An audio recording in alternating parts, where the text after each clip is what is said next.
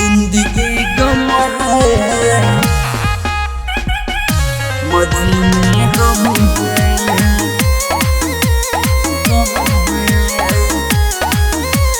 Music by Sabir बाबू। वो एक लड़की थी जो मरती थी, वो प्यार तो मुझसे करती थी। वो एक लड़की थी जो मरती थी, वो प्यार तो मुझसे करती थी। हो आज उसी के याद में जी रहे हैं, जिसने दिया जख्म है। जिंदगी गम है, गम में दर्द है, दर्द में मजा है, मजे में हम हैं। जिंदगी गम है, गम में दर्द है, दर्द में मजा है, मजे में हम हैं। जिंदगी गम है, recording by Sethi film Sitamarhi. मजे में हम हो। लाखों कसम खा के हमको भुलाई है, आज पता चला वो हार जाई है। समझे? लाखों कसम खा के हमको भुलाई है, आज पता चला वो हार जाई है। वो जब दिल टूटा तो समझ में आया, इसके नहीं भरम है।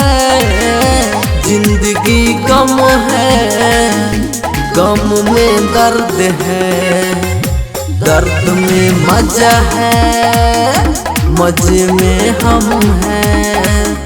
जिंदगी गम है, गम में दर्द है, दर्द में मजा है, मजे में हम हैं।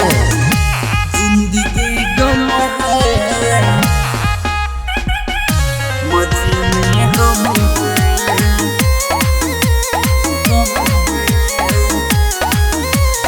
म्यूजिक बाय सबीर बाबू।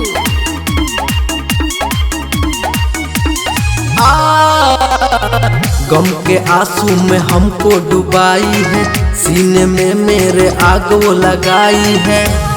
बेवफा हो, गम के आंसू में हमको डुबाई है, सीने में मेरे आग वो लगाई है।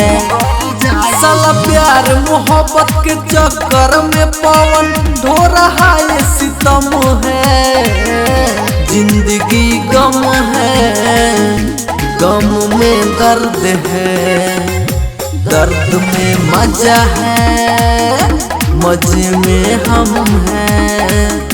जिंदगी गम है, गम में दर्द है, दर्द में मजा है, मजे में हम हैं। बेवफा बेवफा बेवफा।